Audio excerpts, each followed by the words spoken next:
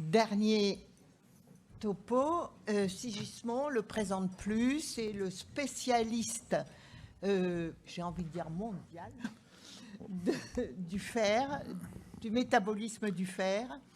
Et il va nous parler d'une question récurrente et importante, c'est Auréa, comment on fait un PBM et que fait-on chez les malades qui ont un problème infectieux ou inflammatoire?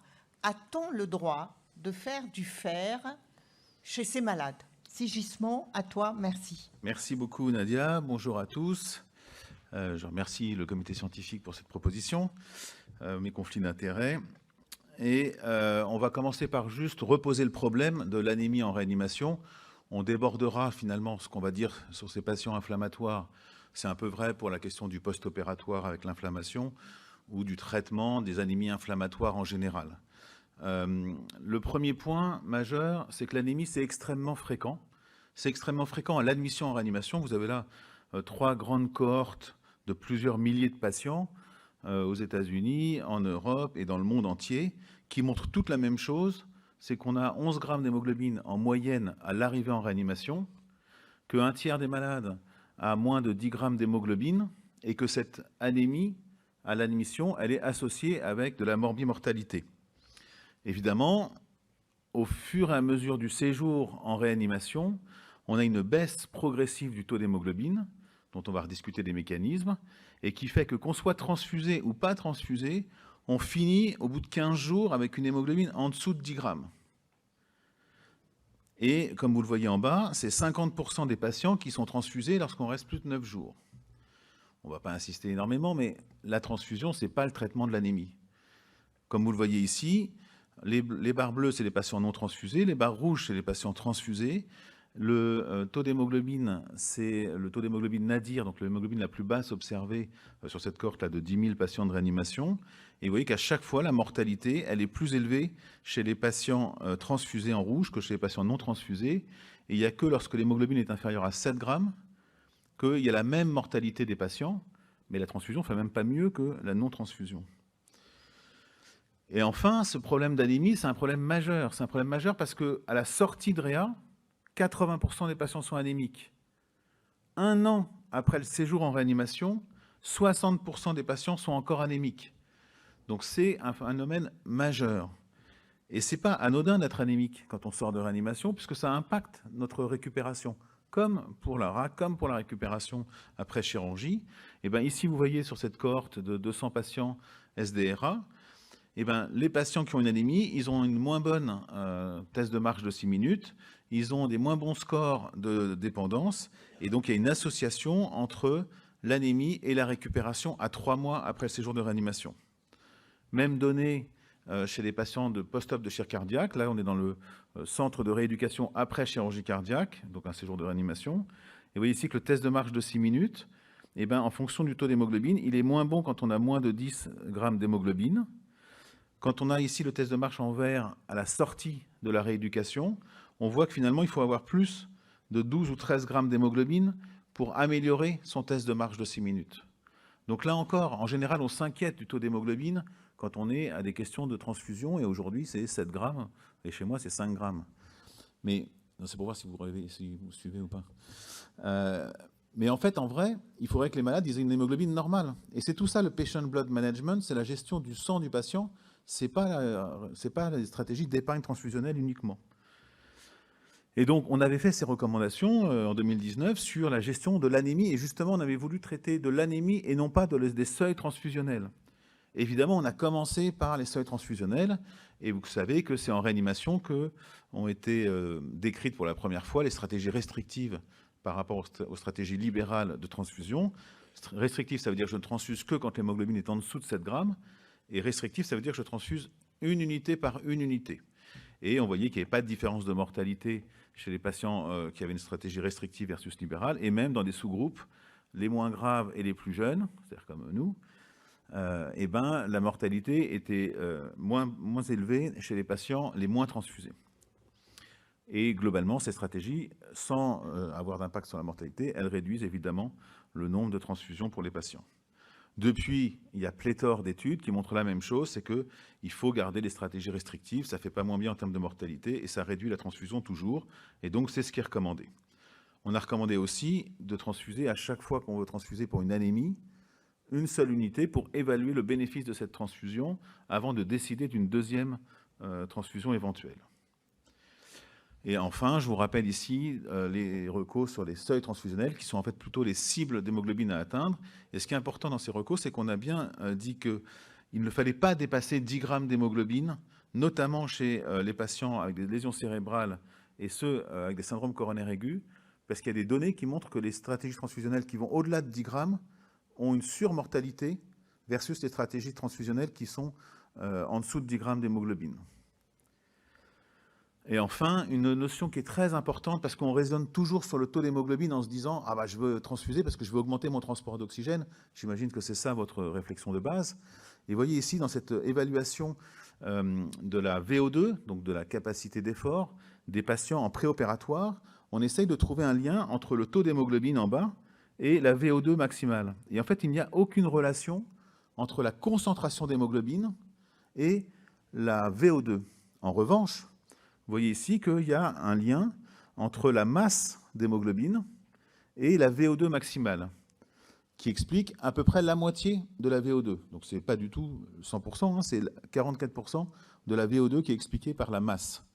Et ça, c'est quelque chose à laquelle il faut faire vraiment attention, parce que quand vous raisonnez sur un taux d'hémoglobine en réanimation, mais c'est vrai en post-opératoire aussi, vous raisonnez sur une concentration. Donc sur une masse d'hémoglobine divisée par un volume. Et ce volume, vous l'avez augmenté parce que vous avez adoré passer des cristalloïdes à vos malades. Et donc en fait, ce taux d'hémoglobine que vous observez, ce n'est pas la masse et ce n'est pas forcément un impact sur la VO2. Et ce problème donc, de l'hémodilution, il est majeur quand on va réfléchir au seuil transfusionnel. C'était une aparté. Donc là, on n'a pas commencé, mais on a posé le problème. C'est déjà pas mal. L'anémie est fréquente, les seuils doivent rester bas. Comment je peux faire ? J'ai pas trop de choix, j'ai deux solutions, le fer ou le PO. Alors pourquoi le fer ou le PO ?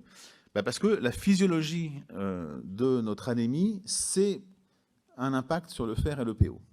Sur le PO, parce que l'inflammation que tous nos patients ont, que ce soit du sepsis, que ce soit du trauma, que ce soit du post-op, de la chirurgie, l'inflammation va avoir un impact sur la durée de vie des globules rouges, on ne va pas pouvoir y faire grand-chose, mais aussi sur la synthèse de PO et sur la réponse médulaire à l'EPO.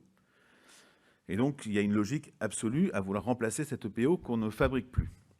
Enfin, cette inflammation, elle va aussi avoir un impact sur le métabolisme du fer en empêchant la sortie du fer depuis ses lieux de réserve. Et puis, on a les docteurs, heureusement qu'on est là quand même, qui vont faire un peu d'hémodilution, j'en ai parlé, et qui vont faire beaucoup de saignements, soit de la chirurgie, soit des poses de cathéter, des circuits extracorporels, et bien sûr, les prises de sang qu'on adore tous. Et donc là, on va induire une perte d'hémoglobine et donc une perte de fer directe. Et deux données rapides pour montrer que ce que je vous dis n'est pas complètement faux. Une cohorte de patients qui a été suivie à la sortie de réanimation, ils avaient 10 grammes d'hémoglobine à la sortie, ils sont suivis jusqu'à 6 mois. Il y a 50% qui sont toujours anémiques à 6 mois. Et surtout, on voit que les taux de PO restent bas jusqu'à 6 mois après la sortie de réanimation. Donc cette inflammation avec cette répression de synthèse de PO, c'est pendant le séjour, mais c'est aussi à la sortie. Et ça explique pourquoi les patients sont encore anémiques à 60% à 1 an de la sortie de réa. Et puis ici, un modèle mathématique. Donc ils ont regardé à droite de la diapo toute la littérature sur les volumes sanguins prélevés chez les patients de réanimation. Et en moyenne, c'est 40 millilitres par jour. Petit gaz du sang plaisir toutes les 6 heures. Et quand on a ça, et qu'on est une femme, et qu'on est dans un lit de réanimation, en 4 jours, on a une hémoglobine qui passe en dessous de 10 grammes. C'est un modèle mathématique qui regarde juste qu'est-ce qui se passe en mettant 40 minutes par jour. Et quand on est un homme, il nous faut une semaine pour passer en dessous de 10 grammes d'hémoglobine, juste en étant tranquillement dans son petit lit de réanimation avec nos internes qui papillonnent autour. Donc on va essayer de faire quelque chose. Le PO, le fer. Le PO, c'est des études anciennes, début des années 2000, toujours designées pour réduire la transfusion sanguine. Avec plusieurs schémas, je ne vais pas détailler. Et globalement, quand on fait la méta-analyse de ces études à cette époque-là, on se rend compte que, certes, ça fonctionne, mais que l'économie, c'est 0,4 kg par patient traité, que l'augmentation d'hémoglobine au endpoint de cette étude-là, qui était plutôt précoce, 28 jours, c'est 0,5 grammes. Et globalement, quand on fait à cette époque-là une analyse médico-économique de l'intérêt de l'EPO, eh ben on se dit que pour éviter un événement indésirable lié à la transfusion, un événement sérieux, voire un mort, il faut traiter 80 000 personnes et ça coûte des millions de dollars. Et donc, depuis là, on a dit, eh ben, on ne fait pas de PO en réanimation parce que ça coûte trop cher et que ça ne sert à rien sur l'épargne, le nombre de vies qu'on pourrait sauver par l'épargne transfusionnelle, puisque l'objectif, c'était de l'épargne transfusionnelle. Et moi, ce que j'essaie de vous dire depuis tout à l'heure, c'est que quand on parle de patient blood management, on parle d'hémoglobine, d'anémie, et on en a. La transfusion, c'est un des aspects, mais ce n'est pas l'aspect majeur. Et finalement, quand ces études et plein d'autres ont été réanalysées, et ben vous voyez ici qu'il n'y a pas d'effet secondaire supérieur chez les patients. Donc là, on est sur 945 000 patients. En revanche, il y a une réduction de mortalité de 25% chez les patients de réanimation traités par EPO. Une deuxième méta-analyse qui montre exactement la même chose, une augmentation du taux d'hémoglobine, une réduction de la transfusion, une augmentation du taux d'hémoglobine à la sortie, et là encore, une diminution de 20% de la mortalité hospitalière des patients traités par EPO. Et c'est ça qui nous a conduit à recommander de faire de l'EPO chez les patients de réanimation lorsqu'ils avaient une hémoglobine inférieure à 12 grammes. Donc globalement, en gros, c'est un patient de réanimation, donc on va admettre qu'il reste plus de 5 jours, moins de 12 grammes. Ça, c'est mon interprétation du texte, hein, ce n'est pas les recommandations, c'est juste pour vous donner une petite vignette des patients qui relèvent probablement du traitement. C'est d'autant plus vrai que les patients sont traumatisés. On va dire qu'ils n'ont pas un risque de thrombose important. Et puis, les schémas le plus fréquent, c'est 40 000 unités par semaine. Nous, on le fait avec du fer toujours, bien sûr, quand les RET-HE sont inférieurs à 29 picogrammes. Et on arrête quand on pense que l'hémoglobine va être supérieure à 12 grammes. Donc, globalement, le patient, au départ, il a saigné, on va le transfuser. Ensuite, au bout de la première semaine, on va se poser la question de son taux d'hémoglobine. Si c'est bas, on va lui faire de l'EPO. Et quand on voit que l'hémoglobine commence à monter trop, on va arrêter l'EPO pour ne pas dépasser des valeurs trop élevées. Deuxième sujet, le fer. Donc le fer, un schéma que vous venez de voir, qui vous dit que le fer est dans l'hémoglobine. Donc quand je perds de l'hémoglobine, je perds du fer. On en a un petit peu en réserve, mais pas tant que ça, c'est entre 500 mg et 1 g. Encore une fois, on en absorbe très peu dans l'alimentation. Et puis le fer, c'est important pour l'hémoglobine, mais c'est important aussi pour toutes les cellules et pour la myoglobine. Donc là, c'est la fonction musculaire.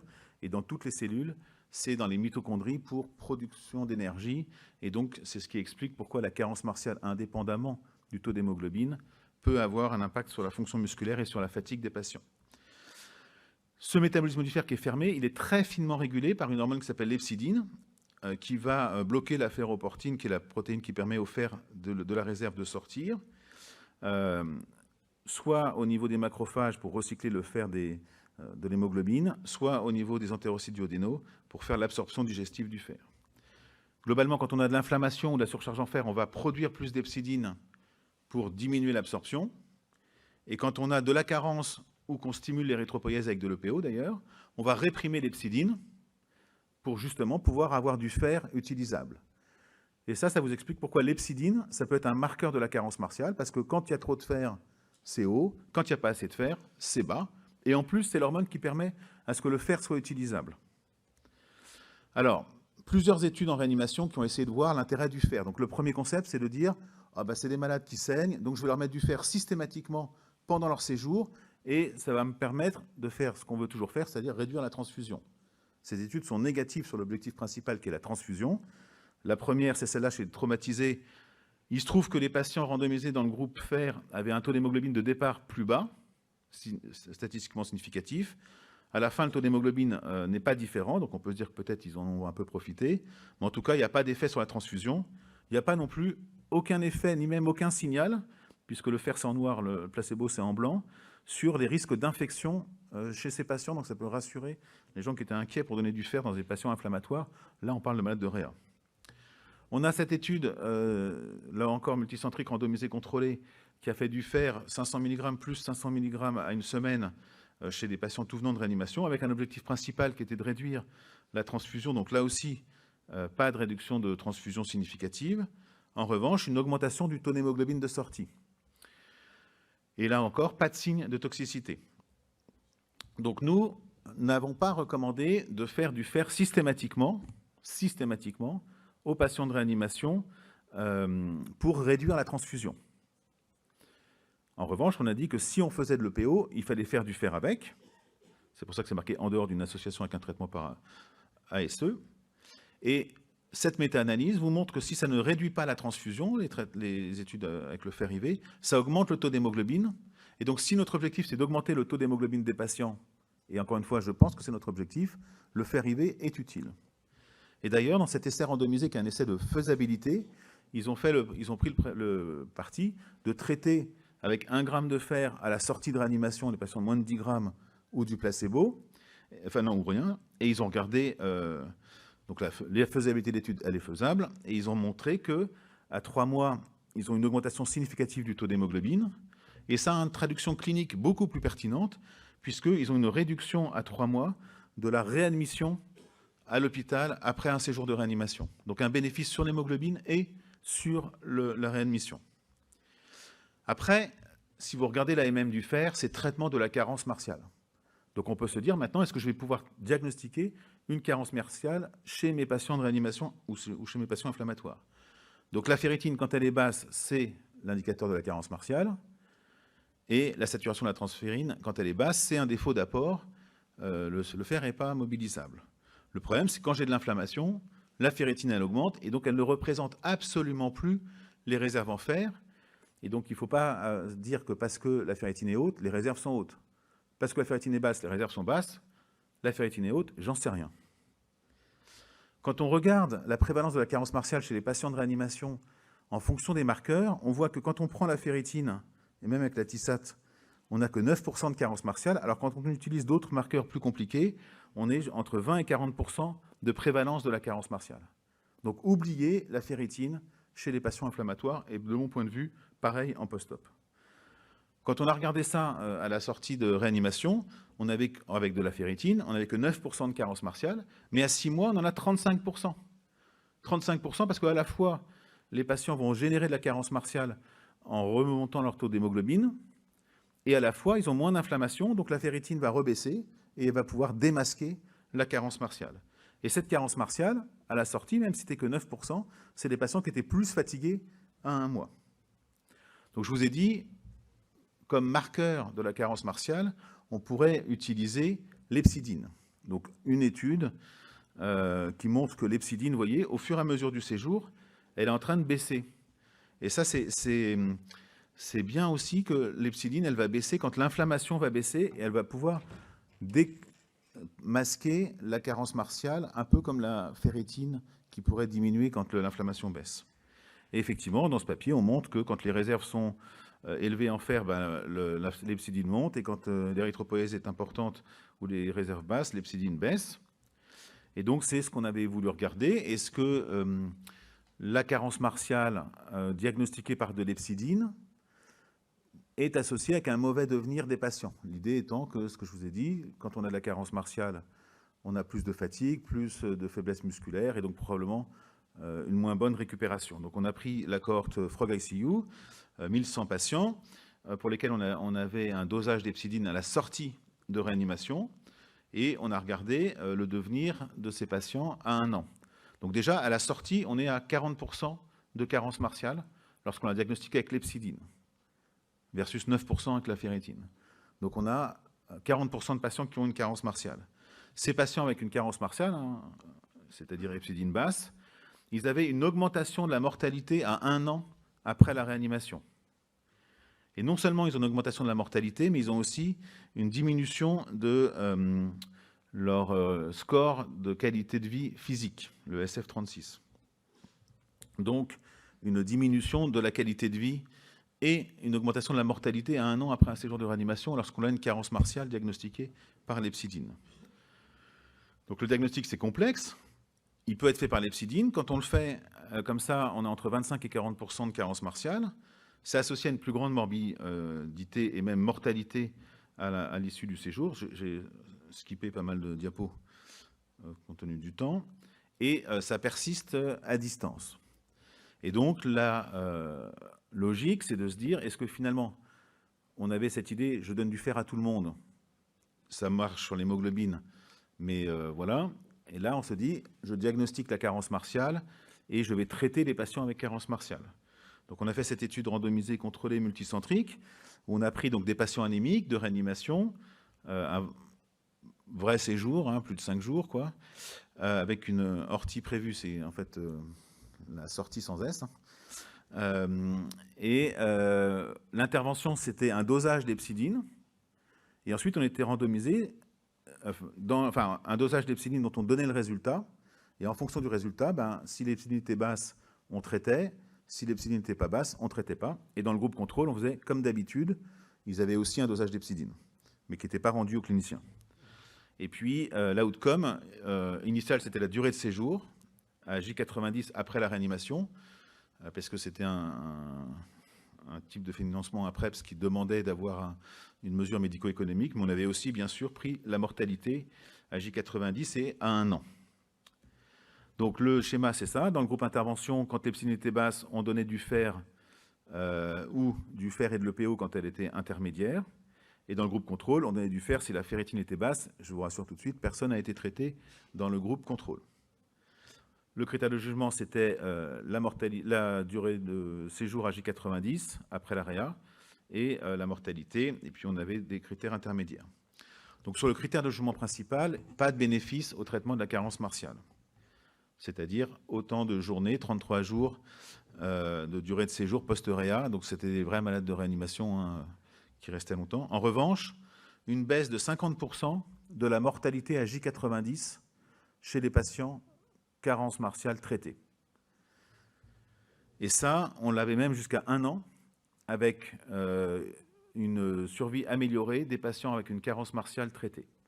Donc on construit l'histoire, on a diagnostiqué la carence martiale avec une hepcidine basse, on a vu que l'hepcidine basse était associée à une surmortalité à 1 an et à une moins bonne récupération dans une première cohorte de patients, et on a validé dans une étude interventionnelle randomisée contrôlée que le traitement de ces patients améliorait la survie des malades. Et donc, en pratique, l'anémie, c'est extrêmement fréquent chez les patients de réanimation, tant à l'admission qu'à la sortie, mais aussi au décours du séjour. Et je pense que travailler sur le taux d'hémoglobine et sur la masse d'érythrocytes, c'est important, indépendamment de la transfusion, qui de toute façon doit rester avec des seuils très bas, restrictifs. Il y a un intérêt de l'EPO qui montre dans les méta-analyses une diminution de la mortalité des patients, et donc notamment les patients chroniques, les traumatisés, les patients anémiques. La dose la plus généralement utilisée dans ces études, c'est 40 unités par semaine. On donne du fer avec le PO s'il y a la carence martiale, et le marqueur à utiliser si vous n'avez pas l'hepcidine, ce que je pense être le cas, c'est les RET-HE inférieurs à 29 picogrammes. Ça ne vous coûte rien, vous l'avez sur la numération gratuitement, il suffit juste de demander au labo de donner le résultat. Enfin, il faut faire un dosage de réticulocytes, mais vous aurez le résultat directement. La cible d'hémoglobine, c'est de ne pas dépasser 12. Et on fait attention au prélèvement sanguin pour ne pas générer plus d'anémie. Enfin, pour ce qui est du traitement de la carence martiale, il y a probablement un bénéfice à traiter les patients carencés pour de la survie par un diagnostic, et sinon, probablement un traitement peut-être à la sortie, comme dans le papier du BJA, qui est une étude de faisabilité qui va être complétée par une étude randomisée contrôlée plus large sur le devenir des malades, en traitant à la sortie, à un moment où il y a moins d'inflammation et de la carence au maximum. Je vous remercie.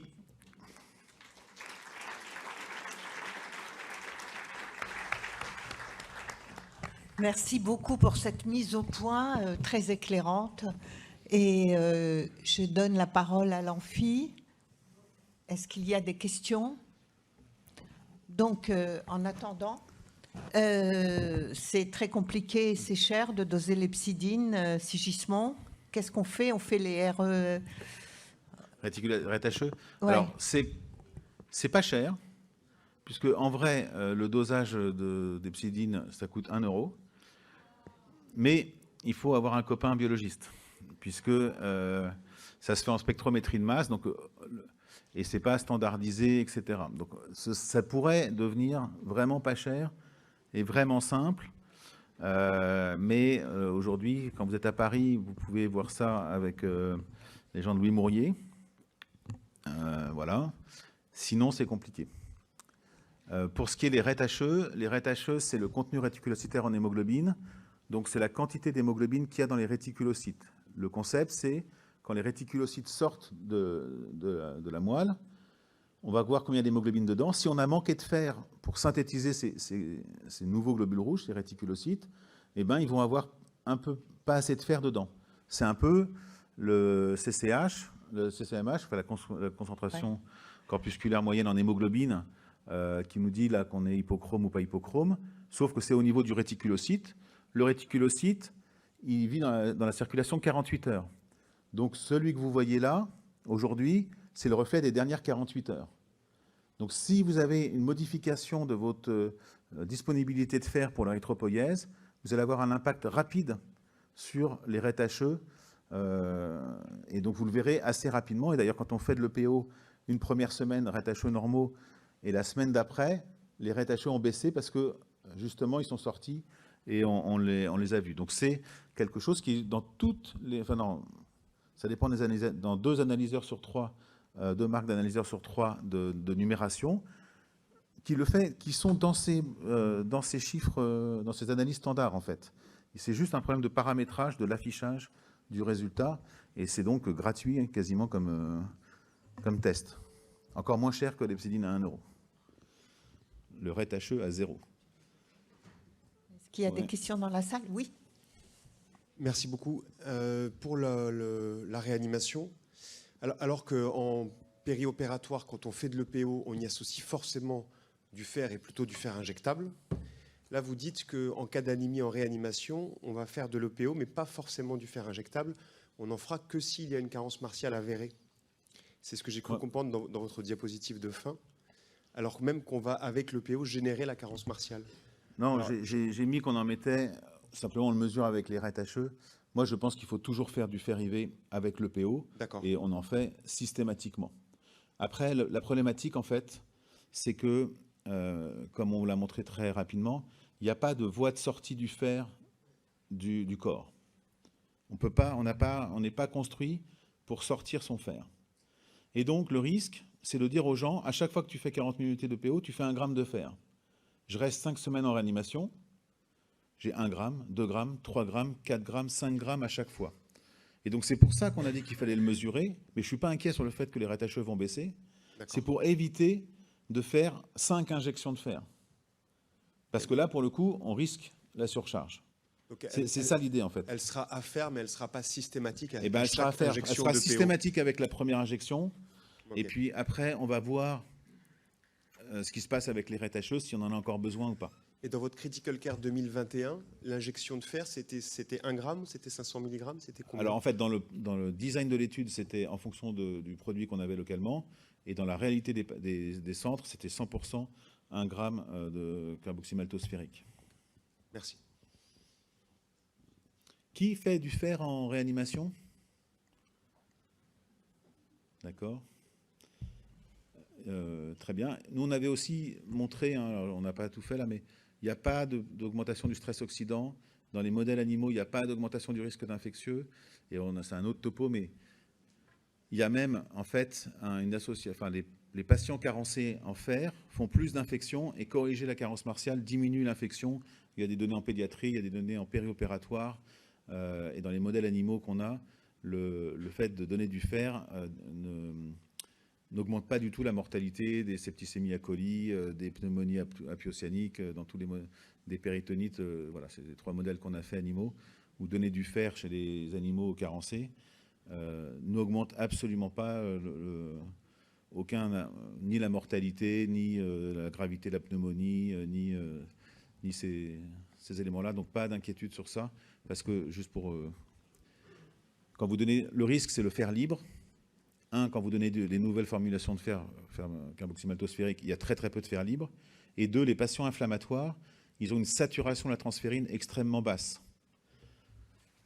Donc en fait, ils ont plein de sites libres sur leur transférine. Et donc ils sont capables de capter l'éventuel atome de fer libre qui serait dans la perfusion. Et donc, il n'y a pas de fer libre quand on fait du carboxyl-maltose. Il y en a moins chez un patient inflammatoire qu'il y en a chez un volontaire sain. Et c'est pour ça que finalement, il n'y a aucun risque. C'est une vue de l'esprit d'imaginer qu'il y a du fer qui se balade partout dans le sang et qui va aller nourrir les bactéries à droite à gauche et aggraver le sepsis. Et dans le papier de Calafala, je crois qu'avait montré Xavier sur le traitement post-opératoire avec du fer à J1, J2, 1 gramme, il y a moins d'infections chez les patients dans le groupe traité que dans le groupe standard of care en post-opératoire. Donc pas d'inquiétude sur ça.